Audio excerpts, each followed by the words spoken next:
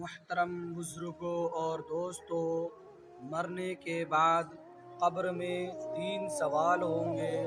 پہلا سوال ہوگا من ربک، تیرا رب کون ہے؟ اگر یہ مومن بندہ ہوگا تو بڑے اطمینان سے جواب دے گا ربی اللہ، میرا رب اللہ ہے۔ وہاں سب کی زبان عربی ہو جائے گی، سوال و جواب سب عربی میں ہوں گے۔ دوسرا سوال ہوگا وما دینک، تیرا مذہب کیا ہے؟ اگر شریعت کے مطابق زندگی گزاری ہوگی تو بلا خوف جواب دے